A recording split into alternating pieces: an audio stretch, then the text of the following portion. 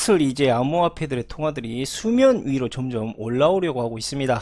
자, 오늘은 암호화폐가 우리에게 어떤 방식으로 현재 깊숙이 침투해 들어오고 있는지 이 부분에 대해서 이야기해 볼까 합니다.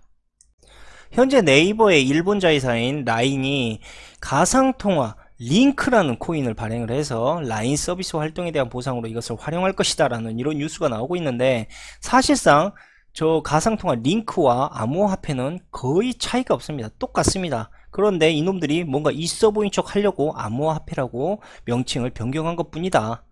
결론은 가상통화나 암호화폐나 별반 다를 게 없는 개소리다, 이렇게 우리가 알면 되고요. 이 링크라는 코인은 기존의 암호화폐처럼 ICO 같은 공개적인 발표 같은 것은 진행하지 않을 예정이라고 합니다.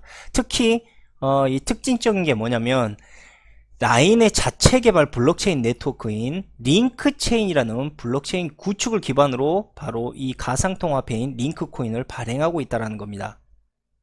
그리고 이 링크코인은요, 오직 라인 생태계 안에서만 특정 서비스의 이용과 보상을 획득할 수 있는 유저 보상 시스템을 채용하고 있고, 링크코인과 연결된 DAPP, 이걸 우리가 분산형 애플리케이션이라고 하는데, 그냥 링크코인과 연결된 다양한 컨텐츠들이라고 생각하시면 됩니다. 어쨌든 이것들이 라인과 연계되어 있는 어플리케이션에 가입을 해서 활동하게 되면 이 라인의 보상 정책에 따라서 링크코인을 획득할 수가 있는 그러한 구조로 되어 있습니다. 자, 링크코인은요, 라인 보상 정책 서비스뿐 아니라 앞으로 출시가 될 컨텐츠들, 여러가지 컨텐츠들이죠. 커머스, 소셜, 게임, 가상통화 거래 사이트, 이런 다양한 서비스의 지불 및 보상 수단으로 이제 활용될 예정이라고 합니다. 현재 네이버 라인의 링크코인의 발행 개수는 총 10억 개 정도고요. 링크코인의 생태계 확장 및 진행 상황 등에 따라서 순차적으로 이것을 발행할 예정이며, 이중 8억 개 정도는요, 링크코인에 참여한 서비스별 유저 보상 정책에 따라서 분배될 예정이라고 하고, 나머지 2억 개는 링크 발행처인 라인테크 플러스에서 예비 비용으로 관리하겠다, 이렇게 지금 이야기를 하고 있습니다. 네이버 라인뿐 아니라요, 카카오도 현재 블록체인을 설립하고 있습니다. 이 블록체인을 통해서 카카오코인을 발행하려는 움직임도 보이고 있고요. 카카오는 블록체인 자회사 설립과 동시에 한 재선 파트너를 새 회사 대표로 내정을 했고, 이 사람을 주축으로 암호화폐 발행 등 모든 가능성을 열어놓고 다양한 사업안을 검토할 계획이다, 이렇게 이야기를 하고 있습니다. 한재선 CTO가 카카오의 미래에 대해서 언뜻 스치듯 이야기를 했는데, 어떠한 식으로 이야기를 했느냐, 앞으로 블록체인이 가장 중요한 기술이 될 것이고, 이 기술과 카카오의 다양한 서비스를 연결시킬 고민을 할 때가 이제 왔다. 앞으로 카카오는 연구 개발에 대한 투자를 점진적으로 축소시킬 예정이며, 이게 중심이 아니란 이야기죠. 다만 우리가 지금까지 만들어 놓은 여러 가지 플랫폼과 인프라를 이제 저 카카오 코인과 블록체인을 통해서 직접적인 서비스를 만들게 될 것이다, 이렇게 덧붙여서 이야기를 했습니다. 뿐만 아니라 카카오는요, 네이버 라인처럼 게임, 웹툰, 음악, 동영상, 어쨌든 이런 미디어 글로벌 컨텐츠 플랫폼 업체를 중심적으로 이제 인수합병을 추진할 것이고요. 다음으로 인공지능 등 4차 산업 관련 국내외 기업의 원천 기술도 꾸준히 투자할 예정이라고 이렇게 밝혔습니다. 자, 카카오와 네이버, 우리가 대표적인 말씀드렸지만 유대인 회사의 젖줄을 먹고 큰 기업이다라고 말씀을 드렸죠. 이 두 회사가 지금 현재 우리나라의 저런 플랫폼 업체를 통합시키고 저걸 통해서 가상화폐를 사용하게 만들려고 하는 건 이미 제가 전 방송을 통해서 잘 설명을 드렸고, 결국 이러한 계획을 일환으로 카카오와 라인은 자신들의 코인과 연동될 다양한 플랫폼들을 통해서 이제 자신들의 관리 하에서 움직이게 될 인터넷 은행과 저것을 연동시키게 될 겁니다. 그럼 자연스럽게 사람들은요, 가상화폐를 사용하게 될 것이고, 저놈들의 플랫폼 안에서 이제 일상의 돈처럼 저 코인들을 사용하게 될 거라는 겁니다.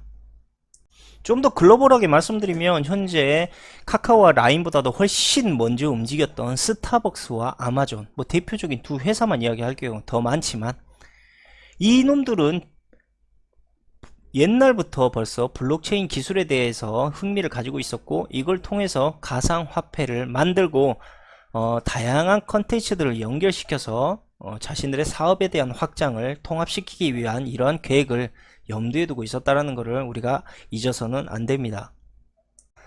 자, 그렇다면 왜 이렇게 이놈들이 자신들의 플랫폼과 인터넷 은행을 개설하고 그 사이에 가상화폐를 자꾸 연동시키려고 하는 것일까요? 뭐 이거는 뭐 제 방송을 전부터 꾸준히 보셨던 분들은 아마 그 정답을 이미 다 알고 있을 거라고 생각을 하는데, 그래도 한번 좀 더 디테일하게 한번 이야기를 해보자는 거죠. 자, 그렇다면 우리나라의 카카오뱅크를 통해서 한번 이야기를 해봅시다. 우리나라의 젊은 층들은요, 카카오뱅크의 어떤 점을 가장 크게 매력으로 뽑고 있을까요? 자, 카카오뱅크를 개설한 20대를 모니터링 해본 결과 크게 세 가지가 나왔습니다. 익숙함, 편리함, 캐릭터. 카카오뱅크가 단기간적으로 급속하게 성장한 이유가 바로 저 세 가지인데, 우선 스마트폰 결제 시스템이 젊은 층들에게 매우 익숙한 시스템이고, 다음으로 시중은행에서 일일이 인증 절차를 거치지 않아도 결제나 이체가 되는 편리성이 있다라는 거. 자, 결과적으로 이제 사람들은요, 더 이상 복잡하고 딱딱한 은행에 흥미가 없습니다. 바로 음악과 도서처럼 일상 속에서 아주 쉽게 접근할 수 있는 이러한 변화, 그리고 거기에 대한 완벽한 보안성도 필요하다는 거. 현재 이러한 흐름의 변화를 저놈들이 잘 이용했기 때문이라고 봅니다. 여러분들, 이러한 상황으로 현재 가고 있는데, 스마트폰이 출시가 된 게 스티브 잡스의 유능한 머리 때문에 이 새로운 시대가 열렸다고 생각하십니까? 이게 바로 영화의 세뇌입니다. 어떤 영웅주의의 사람을 만들고 그 사람이 마치 모든 이 새로운 세대를 만들어 나간 것처럼 그런 헛소문을 퍼뜨리고 다니는 거, 이거 문제가 있어요. 이미 저런 거, 이미 제 생각이지만 이미 저놈들의 아젠다 계획에 다 포함되어 있는 겁니다. 거기에 배정되고 컨택된 회사들이 있을 뿐이죠. 여러분들, 돈 한 푼 없는 기업과 회사들이 어떻게 저런 빠른 시일 안에 갑자기 급속하게 성장하겠습니까? 그리고 엄청난 부채와 빚을 지고 있는데도 망하지 않고 계속 돈이 투자되고 있는 거, 이런 거 보면서도 우리가 지금 정상적인 회사들이 아니구나라는 걸 알아야 된다는 이야기죠. 다 계획하에서 키워지고 있는 것이다, 이렇게 봐야 된다는 겁니다. 우리는 그저 저놈들이 만들어 놓은 저러한 계획의 시류를 우리도 모르게 그냥 멍청하게 따라가고 있는 것 뿐이에요. 아무 생각이 없어. 그냥 주어지는 대로 받아 쓰고 바라보는 대로, 그냥 저놈들이 들려주는 대로 듣고 믿는 게 우리가 할 수 있는 전부라는 거죠. 거기에서 깨어날 생각도 안 해요, 보통 사람들은. 자, 인터넷 은행의 장점을 한번 이야기해 볼까요? 자, 은행처럼 번거로운 어떤 인증 절차 방식이 없습니다. 그냥 바로 이체와 송금이 가능하고요. 따지고 보자면 저놈들이 그렇게 씹으려댔던 바로 3자를 거칠 필요가 없는 P2P, 즉 직거래 방식과 매우 비슷하게 구현이 되어 있다라고 볼 수가 있습니다. 근데 틀린 건 아니에요. 근데 좀 더 현실적으로 우리가 따지고 보자면 어차피 그 사이에, 내가 직거래하고 있는 그 사이에 카카오나 K뱅크 은행들이 어차피 들어가 있지 않습니까? 가교적인 역할. 근데 이놈들이 억지로 그렇게 가교적인 역할을 만들어 놨어요. 왜? 기존의 은행은 오직 돈, 자, 금융, 대출, 이런 시스템만을 폐쇄적으로 이용을 해왔다면, 지금 우리가 보고 있는 카카오나 네이버, 그 다음에 뭐 아마존, 스타벅스, 이런 애들은 이제 좀 더 다양한 거대한 광대한 인프라, 플랫폼 인프라를 가지고 사람들에게 다양한 시스템을 이제 이 코인을 통해서 사용하게 만들 것이다, 뭐 이런 겁니다. 따지고 보면은 지금 현재 카카오나 네이버가 하고 있는 저런 시스템이 한국의 전체적인 도소매 상거래를 묶어버릴 수도 있는 시스템을 만들 수도 있다라는 겁니다. 자, 기업들이 쏟아내는 자사의 가상화폐를 통해서 우리는 더욱 다양한 문화와 제품들을 손쉽게 이용할 수 있고 구매할 수 있게 된다는 거, 상당한 메리트가 아닐 수가 없습니다. 하지만 분명히 알아야 될 건 부작용도 있다는 겁니다. 저들이 우리한테 가상화폐 편리성을 주는 대신에 저들이 원하는 개인정보를 우리는 주어야만 한다는 거죠. 자, 스마트시티의 세종코인과 매우 비슷한 용도로 저놈들이 현재 사용하고 있는 것이다, 저러한 코인을. 이렇게 보시면 됩니다. 자, 개인정보 데이터라는 거, 이게 모이고 모여서 바로 빅데이터가 되는 거고요. 지금 제가 말씀드린 이 빅데이터가 앞으로 미래의 4차 산업의 석유자원과 같은 가치를 지니게 될 거라는 거. 그러니까 가상화폐가 우리에게 던져주는 메시지 이야기는 아주 의미심장한 뜻이 있음을 이젠 알아야 된다는 겁니다. 자, 우리가 흔히 블록체인을 하나의 시스템으로만 보고 있는데 사실 블록체인은 두 가지로 쪼개져 있습니다. 기업용 블록체인과 퍼블릭 블록체인으로 나누어져 있다는 사실, 이걸 우리가 알아야 된다는 거죠. 자, 기업용 블록체인의 경우는 멤버십을 통해서 네트워크 사용자가 신뢰할 수 있는 사람임을 증명해야지만 사용할 수가 있는 규정되고 폐쇄적인 인원들만 관리할 수 있는 시스템이고요.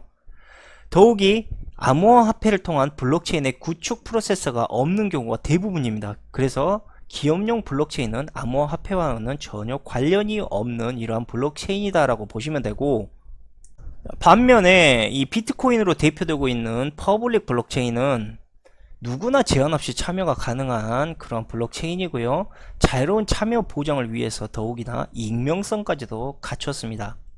자유로운 참여와 익명성 보장은 퍼블릭 블록체인의 기본이라고 우리가 할 수가 있죠. 그렇기 때문에 이것을 기업에서 사용하기에는 매우 어렵고요. 엔터프라이즈 블록체인 시장도 별개로 존속되게 될 것이다. 그러니까 범용성과 비범용성 블록체인들이 별개로 존속될 거다, 이런 이야기입니다.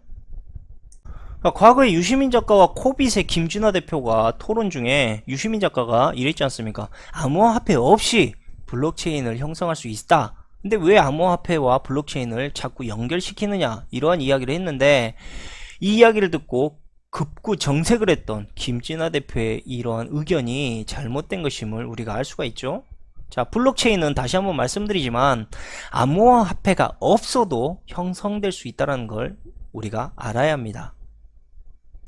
자, 그렇다면 과연 지금의 암호화폐는 도대체 왜 저들에게 필요한 걸까요? 암호화폐 없이도 블록체인을 형성시킬 수 있는데 왜 굳이 필요하냐, 이 말이지. 자, 말씀드렸다시피 퍼블릭 블록체인의 가장 큰 특징은 범용성입니다. 이 범용성의 장점을 통해서 여러분들의 개인정보와 사생활을 다 들여다볼 수 있도록 그렇게 만들어진 시스템이고요. 자, 이놈들이 속속들이 다 들여다보기 위해서는 뭐가 필요하겠습니까? 그렇죠.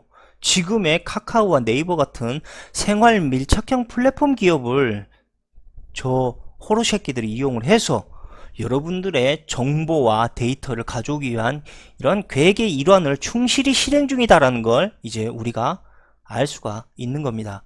그래서 카카오와 네이버가 인터넷 은행에 대한 권한을 자연스럽게 가지게 된 거라고 이렇게 보셔야 됩니다. 당연히 가상화폐와 퍼블릭 블록체인은 필수적인 상호관계가 되겠죠. 자, 머지않아서 이제 일부적으로 지금의 돈의 역할을 저 코인들이 하게 될 것이다. 당연히 이렇게 생각을 해야 됩니다.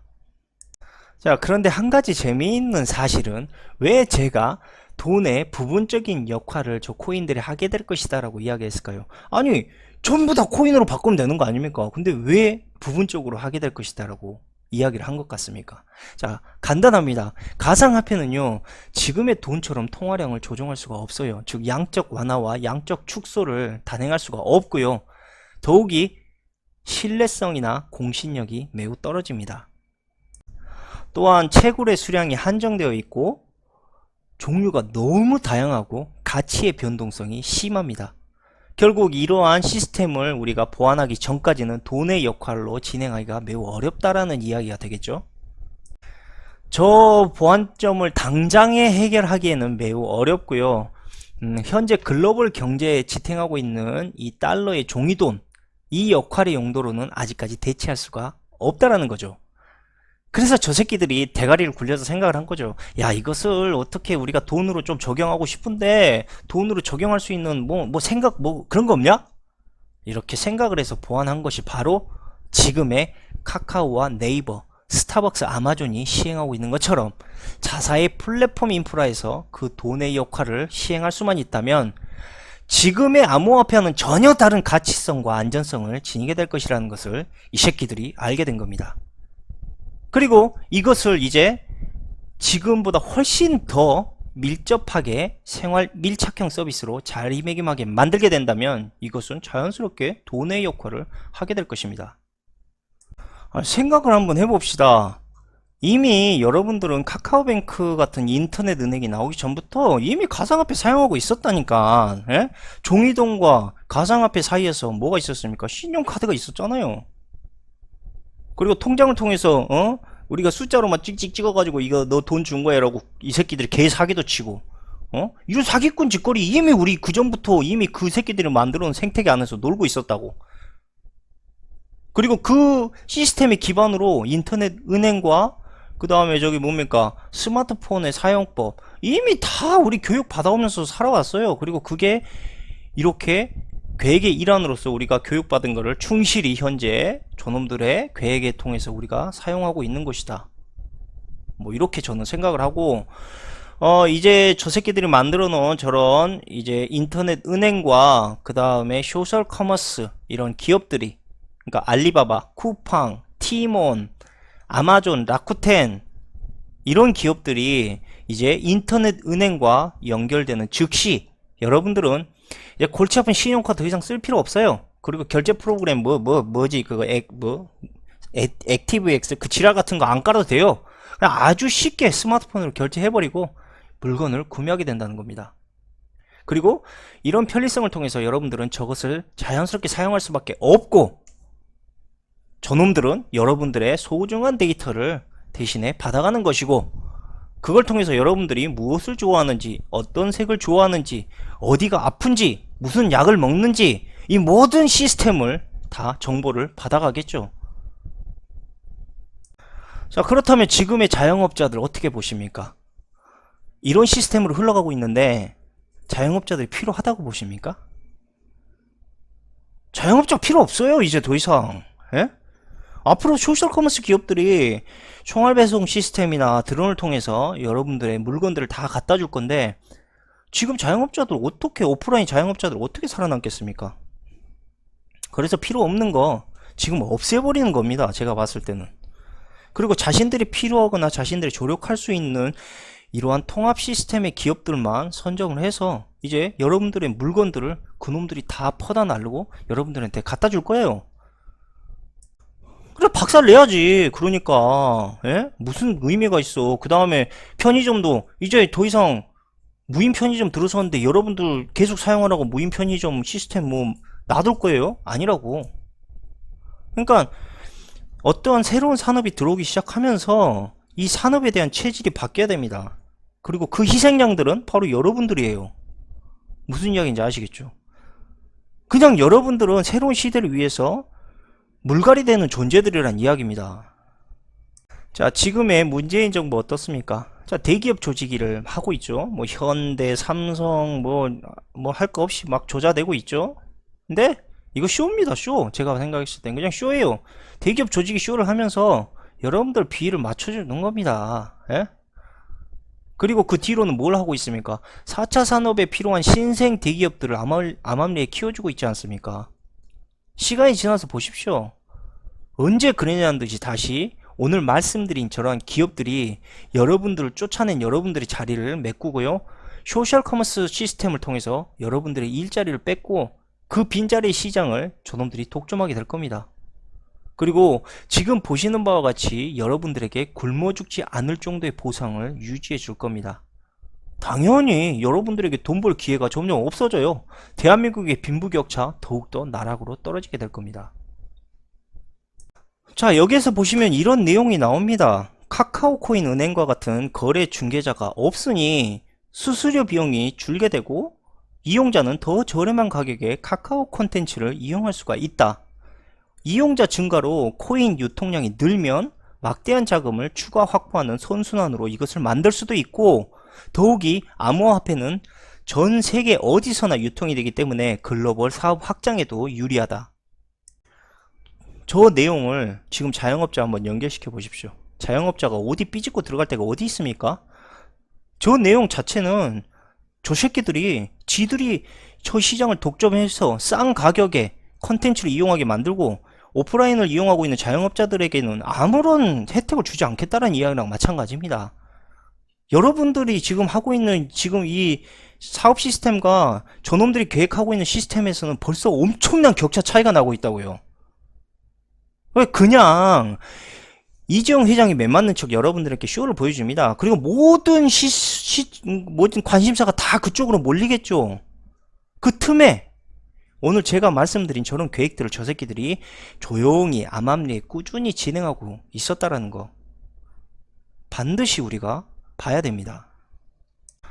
여러분들이 한 가지 세뇌당한 걸 제가 굳이 말씀드리자면, 여러분들은 대통령이라든지 높은 위인을 신뢰하는 그러한 경향이 있습니다. 근데 그 인간들도 어차피 똑같은 사람이에요. 신도 아니고. 우리나라 같은 경우는 연예인들이 뭐 잘못 저지르면 공인이라 해서 욕 졸라 태박이로 먹잖아요. 근데 그냥 공인일 뿐이지 걔네들은 부처님이나 예수님이 아니라고요. 우리보다 도덕적이나 인성적으로 더욱 못난 사람일 수도 있다라는 거 우리가 잊어서는 안 되고요. 다음으로 우리가 늘 생각해야 될 점, 정치는 쇼입니다. 쇼. 여러분들에게 못난 건 감추고 잘난 건 드러냄으로 인해서 자신의 표를 유지하는 게 바로 정치라는 거죠. 여기에는요, 정당성, 진실성 따위는 없어요. 저놈들이 TV에 나오잖아요.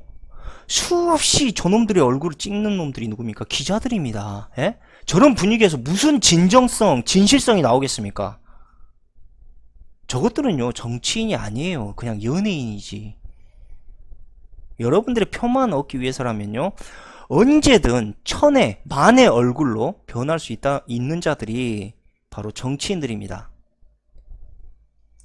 이건 유독 뭐 정치인들만 속한 건 아니죠. 인간들, 우리가 보고 있는 사람들 다 이기적입니다. 원래 본능이 그래요. 그리고 자신만의 이익만 대변하는 존재죠. 그것이 공인이 됐을 때 욕을 태박이로 먹는 것이지, 어떤 인간이든 그 자리에 그 위치에 있으면 다 이기적인 사람이 된다는 거.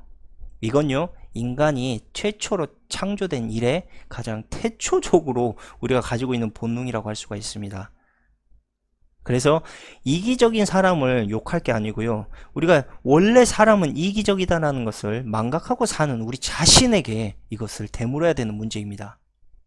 자, 여담은 여기까지 하고, 자, 지금에 그렇다면 은행은 어떨까요? 인터넷 은행이 이 은행이 해야 될 일을 침범하기 시작하면 은행 망하는 걸까요? 전혀 그렇지 않습니다. 그리고 지금의 시중 은행과 이 퍼블릭 블록체인을 이용하고 있는 플랫폼 기업들의 은행을 상당히 경쟁적인 구도라고 이렇게 많이 뉴스에서 설명을 하고 있는데, 은행은요, 얘네들을 경쟁자로 생각하지도 않습니다. 다만 점차적으로 이 사업의 영역이 달라질 뿐입니다. 국내 삼성 같은 경우는 인터넷 은행에 별반 관심이 없습니다. 이유는 바로 IBM과 삼성 SDS를 통해서 요놈들이 손을 잡고 암호화폐가 필요 없는 기업용 블록체인 시스템을 현재 개발하고 있기 때문입니다. 요 두 놈들이 만들게 될 블록체인을 바로 은행에서 사용되게 될 것이고요.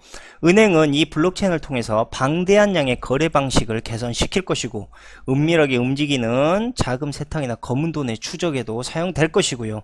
다음으로 담보관리, 자산관리, 파생상품, 청구관리, 주식거래, 기업 법인 활동금융관리, 뭐 이렇게 우리가 지금 알고 있는 은행들은 주로 이제 서민들보다 기업을 관리하는 시스템으로 움직이게 될 거고, 현재 지금 사용하고 있는 암호화폐 통합 관리 시스템을 요놈들이 가지고 관리하게 될 가능성이 매우 높다고 보여주고 있습니다.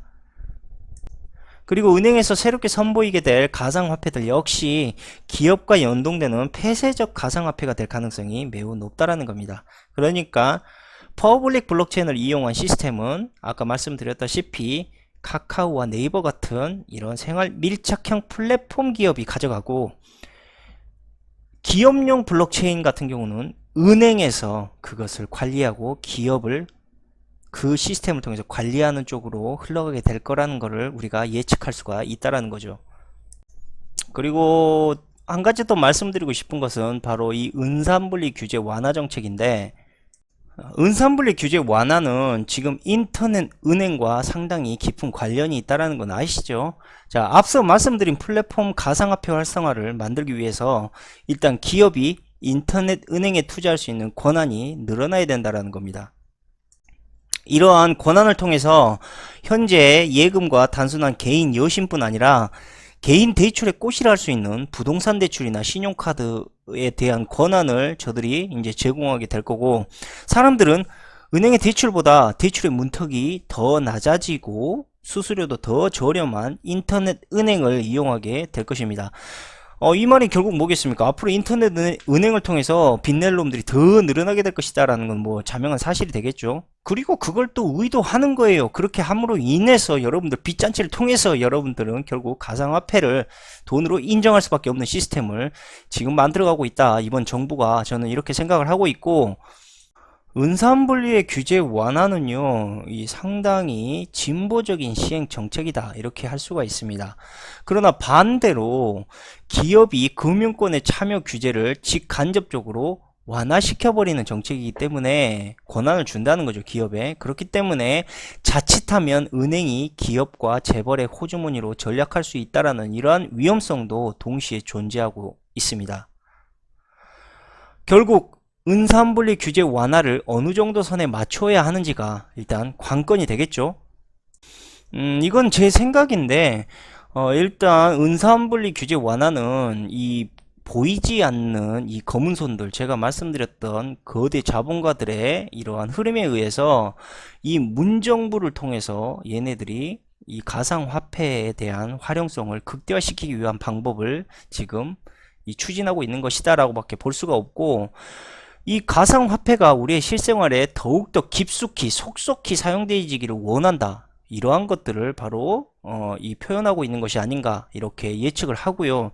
만약에 그러한 의도가 아니라면 왜 문재인 정부가 자신의 공약을 파기하면서까지 저것을 밀고 나가겠습니까? 결국 자기 생각이 아니라는 거죠. 저것에 어떤 외압이나 압박이 분명히 있었을 것이라고 저는 생각을 합니다. 한 가지 더 좀 더 흥미로운 뉴스를 찾았는데, 신세계 질서에 대한 이야기 중 바로 화폐 통합이라는 이야기가 있지 않습니까? 단일 화폐라고 우리가 이야기도 하죠. 이게 4차 산업의 본고장이었던 독일의 한 기업에서 음모가 아닌 현실로 저것이 추진되고 있는 이러한 뉴스를 찾았습니다. 독일 기업인 비트왈라라는 곳에서 암호화폐 은행을 만들겠다, 이렇게 선언을 했고, 이 암호화폐 설립을 통해서, 은행의 설립을 통해서 암호화폐 세계와 법정화폐 세계를 통합하는 은행 서비스를 제공하겠다라는 이러한 이야기를 했습니다. 결국 우리가 음모론적으로 알고 있는 가설이 점점 현실로 되어가고 있다는 거, 정말 충격적인 사실이 아닐 수가 없습니다. 자, 보세요. 모든 지금 시스템이, 그러니까 우리나라에서만 현재 저런 게 일어나는 게 아니고 다 연결돼 가지고 저것이 지금 전 세계적으로 지금 만들어지고 있다고요. 이런 시스템을 아무런 무리 없이 매끄럽게 만들어가기 위해서는 다 입이 맞춰야 됩니다. 입을 맞춰야 된다고요. 내 나라, 나만 본다, 나만 잘났다, 그리고 사공이 계속 생기면 배가 산으로 간다, 그러지 않습니까? 결과적으로 이 배는 절대 산으로 가지 않습니다. 이유가 왜? 사공은 한 명이니까요. 무슨 말씀인지 아시겠죠? 다 연결돼서 그것을 진두지휘하는 놈이 분명히 있다라는 것을 우리가 이러한 현상만 보더라도 알 수가 있는 겁니다.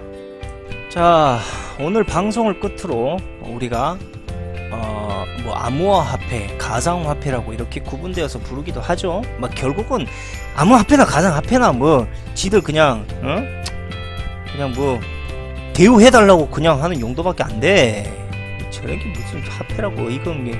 아무튼 우리가 알고 있는 저런 화폐 용도가 우리가 돈처럼 막 아무 데서나 쓰고 있는 그런 게 아니고, 점점 생활 밀착형 기업들과 소셜 커머스 기업들의 인프라 구축 시스템으로 변질되어 가고 있다는 점. 그리고 지금 우리가 알고 있는 이러한 암호화폐들은 우리가 투자하고 있죠. 무슨 뭐 네오코인, 문코인, 뭐 스텔라루멘, 이거 뭐 돈으로 쓰자니 쓸 데도 없고, 그렇다고 어디에 투자를 하자니 막상 할 데도 없고, 맨날 ICO네 뭐네 하면서 사기만 판치고 있고, 뭐 3세대, 4세대, 뭐 100세대 코인도 나오겠네.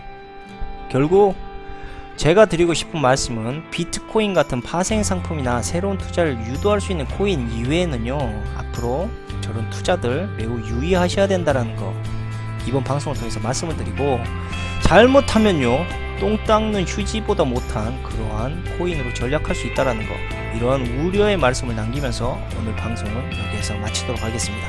감사합니다.